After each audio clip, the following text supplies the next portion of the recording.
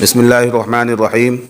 یہ 4 جنوری 2024 کی راشٹریہ سہارا کی خبر ہے جو میں آپ کو پڑھ کر سنا رہا ہوں۔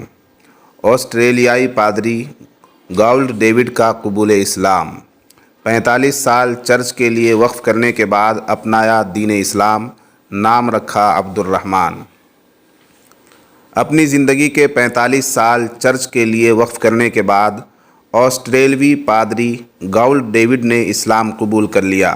غیر ملکی ذرائع ابلاغ کے مطابق آسٹریلوی پادری گاؤلڈ ڈیوڈ نے 45 سال چرچ کو دیے، اس کے بعد قبول اسلام کر کے اپنا مسلم نام عبد الرحمن رکھ لیا ہے۔ رپورٹ کے مطابق سابق پادری نے 4.5 دہائیوں تک چرچ کی خدمت کی ہے اور مسیحی نوجوان ان کو ایک ہمہ جہت شخصیت کے طور پر دیکھتے تھے۔ انہوں نے آسٹریلوی مسیحی برادریوں میں ایک معزز پادری کے طور پر مقام حاصل کیا۔ نو مسلم عبد الرحمن نے ابھی تک مسلمان ہونے سے متعلق ان محرکات کے بارے میں کچھ نہیں بتایا ہے۔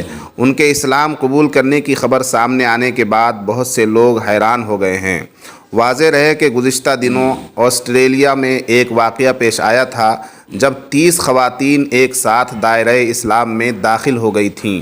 غیر ملکی میڈیا کے مطابق قبول اسلام کی یہ روح پرور تقریب آسٹریلوی شہر میلبورن میں واقع میڈ وائٹس مسجد میں منعقد ہوئی، جہاں 30 خواتین نے کلمہ پڑھ کر اپنے مسلمان ہونے کا اقرار کیا۔ ایک ترک اخبار نے اپنی ویب سائٹ پر اس حوالے سے ایک ویڈیو پوسٹ کی ہے جس میں عبایا زیب تن کیے خواتین کو باری باری مبلغ کی مدد سے کلمہ شہادت پڑھتے ہوئے دیکھا جا سکتا ہے۔